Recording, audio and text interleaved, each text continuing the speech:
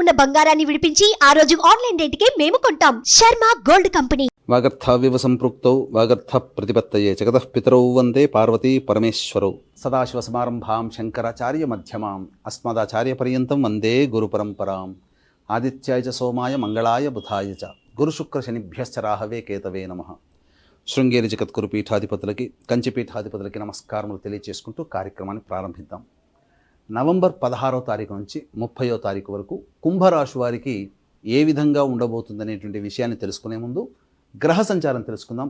రాశిలోనే శని, 2వ ఇంట రాహువు, 4వ ఇంట గురువు వక్రీకరించి ఉండడం, 6వ ఇంట కుజుడు స్తంభించి ఉండడం, ఇక 8వ ఇంట కేతువు, 10వ ఇంట రవి బుధుడు, 11వ ఇంట శుక్రుడు.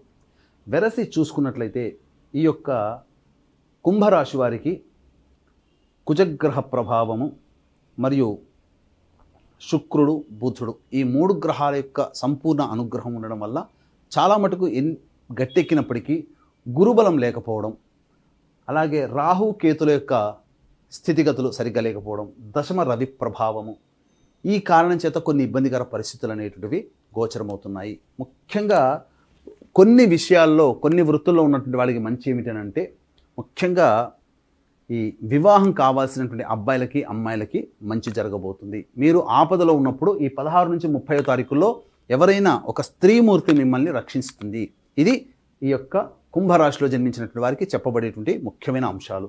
ఇక రాశిలోని శని సంచారం వక్రీకరించినటువంటి కారణం చేత మళ్ళీ రుజుమార్గంలో ప్రయాణం చేయడం, మళ్ళీ జన్మశని ప్రభావం ఉండడం, ఇక ద్వితీయ రాహు ప్రభావంలో మీ యొక్క వాక్కు ఎదుటి వాళ్ళకి ఇబ్బందిగా మారుతుండడం, చతుర్థ గురుడు ఉన్నప్పటికీ కూడాను వక్రీకరించి స్థితి ఉన్నటువంటి కారణం చేత సాధారణమైనటువంటి మిశ్రమ ఫలితాలు ఉంటాయి తప్ప చెప్పుకోదగ్గగా గురువు మీకు అనుకూలంగా ఉండకపోవడం, అలాగే కుజుడు అనుకూలము, శుక్రుడు అనుకూలం, బుధుడు అనుకూలం, రవి యొక్క ప్రభావం వల్ల ఉద్యోగ భద్రత లేకపోవడం, నిరుద్యోగస్తులు కష్టపడితే తప్ప ఫలితాన్ని పొందలేకపోవడం, ఇక కేతు ప్రభావం అష్టమ కేతు ఎలాగో ఊహించని విధంగా ఇబ్బందులు అనేటువంటివి ఎదురవుతుంటుంటాయి.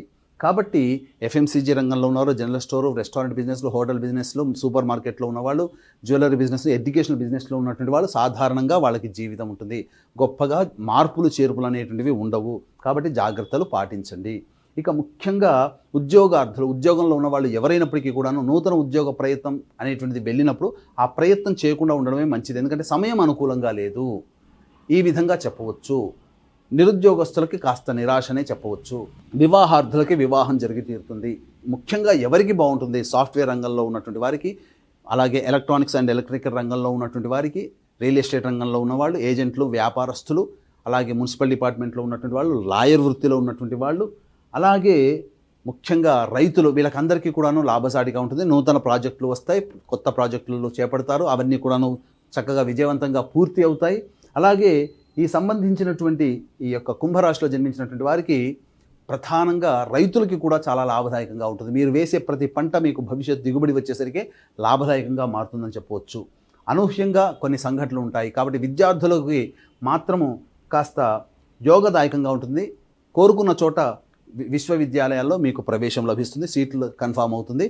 విదేశీయానం, విదేశీ విద్యకు సంబంధించి చే ప్రయత్నాలన్నీ కూడా కొలిక్కి వస్తాయి. అనుకున్న చోటికి వెళ్ళడానికి మార్పులు అనేటువంటివి జరుగుతాయి. అయితే దైవానుగ్రహమే సంపూర్ణంగా లేకపోవడం, గ్రహాల యొక్క అనుగ్రహం సరిగ్గా లేకపోవడం, అంతేకాకుండా గ్రహ గమనాల రీత్యా అనుకూలంగా ఉండే సమయాలు 5 రోజులైతే అనుకూలంగా లేని రోజులు 10 రోజులు. కాబట్టి నిరాశ పడకుండా ఆత్మవిశ్వాసంతో మీరు ఉద్రేకపడేటువంటి విషయాల పట్ల దూరంగా ఉంటూ లౌక్యంగా వ్యవహరిస్తూ ఎక్కడ తగ్గాలో ఆ విధంగా తగ్గుతూ లౌక్యంతో తాను నవ్వక నొప్పించక తిరుగువాడు ధన్యుడు సుమతి అన్న చందంగా ఈ కుంభరాశిలో ఉన్నవాళ్ళు కనుక ఈ 15 రోజులు కనుక మేనేజ్ చేయగలిగితే విజయం మీదే సొంతం. ప్రశాంతత అనేటువంటిది లేకపోయినా మీరు దైవానుగ్రహంతో మీరు ఆ యొక్క సమస్యల్ని పరిష్కరించుకోవాలి. ఇట్టి దైవానుగ్రహం అందరికీ అందించాలనేటువంటి ఒక సదుద్దేశంతో ఈ యొక్క సంబంధించినటువంటి కార్తీక పౌర్ణమి, మహాశక్తివంతమైనటువంటి కార్తీక పౌర్ణమిలో పుణ్యక్షేత్రమైనటువంటి సాక్షాత్తు పరమేశ్వరుడే త్రిపురాసులను సంహరించిన క్షేత్రం త్రిపురాంతకంలో జాతకరీత్యా కలుగు విద్య, వివాహ, ఉద్యోగ, దాంపత్య, సంతాన, అనారోగ్య సమస్యల నివారణకి మరియు వృషభ, మిథున, కర్కాటక, సింహతుల, వృశ్చిక, మకర, కుంభమీన రాశిలో జన్మించిన వారికి శనిదోష పరిహారార్థమై సర్వదోష నివారణ పూజలు, హోమాలు పర్ హెడ్ 1500 రూపాయలకి చేయించడం జరుగుతుంది. అవకాశం ఉన్న వాళ్ళు కార్యక్రమ తదనంతరం కాంటాక్ట్ చేసి మీ గోత్రనామాదులు నమోదు చేసుకోవచ్చు. అలాగే నవంబర్ 25వ తారీఖు రోజున ఆఖరి కార్తీక సోమవారం సందర్భంగా తండ్రి వైపు 6 తరాలు, తల్లి వైపు 3 తరాల్లో ఏవైనా దుర్మరణాలు కనుక ఉన్నట్లయితే అవి పితృదోషంగా చెప్పబడతాయి. ఇట్టి పితృదోషం ఉన్నటువంటి కుటుంబంలో వ్యక్తుల మధ్య అవగాహన ఉండదు. సమస్యలు ఒకటి వెంబడ ఒకటి మీకు వచ్చి చేరుతూ ఉంటుంటాయి. పిల్లలకి పెళ్ళిళ్ళు, అలాగే సంతానం కలగకపోవడము, ఇంకా ముఖ్యంగా కుటుంబ సభ్యుల మధ్య అవగాహన లేకపోవడము, ప్రతిదీ కూడాను ఆలస్యం అవుతూ ఉండడము, తరచూ అనారోగ్యంతో గురవుతుండడం అనేటువంటి సంఘటన చోటు చేసుకుంటాయి. కాబట్టి ఆఖరి కార్తీక సోమవారం రోజున నవంబర్ 25వ తారీఖు రోజున గోకర్ణంలో పితృదోష నివారణ పూజలు జరుగుతాయి. వాటి వివరాలు కార్యక్రమం తదనంతరం కాంటాక్ట్ చేసి తెలుసుకోవచ్చు. ఇక గమనించుకున్నట్లయితే ఈ నవంబర్ 16వ తారీఖు నుంచి 30వ తారీఖు వరకు కుంభరాశి వారికి మంచి చెడు అనగా ఆదాయం, ఖర్చు, అలాగే ప్రశాంతత ఎలా ఉంటుందో తెలుసుకుందాం. 16, 17 తారీఖులో కనుక చూసుకున్నట్లయితే వాహన మరమ్మతులకి మరియు గృహోపకరణాలకి ఖర్చులు అధికంగా ఉంటాయి. తల్లిగారి ఆరోగ్యం పట్ల శ్రద్ధ వహించాల్సినటువంటిది. వాహనాన్ని నడిపేటప్పుడు జాగ్రత్తలు పాటించండి. ఖర్చులు కూడా ఉంటాయని చెప్పవచ్చు. 18, 19, 20 తారీఖుల్లో మీ ఆరోగ్యం పట్ల శ్రద్ధ వహించాలి. వృధా కాలయాపన జరుగుతుంది. ఏ పని పూర్తి కాకుండా ఉండడము, అలాగే కార్యరూపం దాల్చకుండా ఉండడము, ఖర్చులు కూడా ఉంటాయని చెప్పవచ్చు. ఇక 21, 22 తారీఖుల్లో, 23, 24 తారీఖుల్లో ధనాదాయం చక్కగా ఉంటుంది. అవసరానికి తగ్గట్టుగా, ఖర్చులకి తగ్గట్టుగా మీకు ధనాదాయం చేకూరుతుంది. మీ యొక్క ప్రగతిని చూసి ఈర్ష్యపడేటువంటి వాళ్ళే మీ చుట్టుపక్కల ఉంటారని గమనించుకోవాలి. జీవిత భాగస్వామి, వ్యాపార భాగస్వాముల మధ్య ఉన్నటువంటి పొరపచ్చాలు తొలగిపోయి చక్కగా ఆనందంగా ఉంటారని చెప్పొచ్చు. ఇక 25, 26, 27 తారీఖుల్లో ముఖ్యంగా డబ్బులు నష్టపోతారు కాబట్టి అప్పులు ఇవ్వకండి.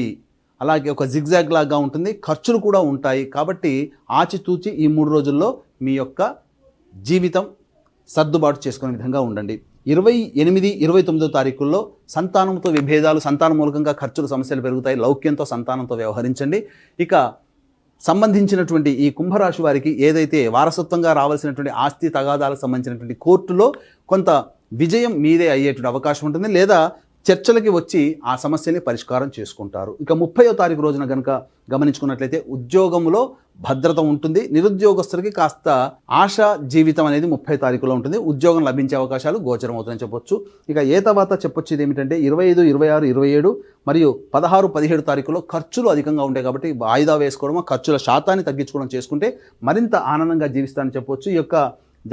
ఈ యొక్క కుంభరాశిలో జన్మించినటువంటి వారు ప్రతిరోజు దత్తాష్టక పారాయణము, అలాగే సుబ్రహ్మణ్య భుజంగ స్తోత్ర పారాయణం రోజుకి 3 సార్లు కనుక చదువుకున్నట్లయితే సమస్యలు చాలా మటుకు పరిష్కారం అవుతాయని చెప్పొచ్చు. ఇవన్నీ కూడా గోచార రీత్యా చెప్పబడుతున్నటువంటి ఫలితాలు. దీనికి విభిన్నంగా ఇంకా సమస్యలు మిమ్మల్ని బాధిస్తున్నాయంటే మీ యొక్క జన్మజాతక రీత్యా ఉన్నటువంటి జన్మకుండలిలో నడుస్తున్నటువంటి దశాంతర దశల ప్రభావం కన్నా కాబట్టి దగ్గరలోని మంచి ఉపాసనా పరులైనటువంటి జ్యోతిషుని సంప్రదించి వారి సలహాలు, సూచనలు కనుక పాటించినట్లయితే మరింత మెరుగైనటువంటి జీవితాన్ని పొందుతారని తెలియజేస్తూ సర్వం శ్రీ ఉమామహేశ్వర పరబ్రహ్మార్పణమస్తు.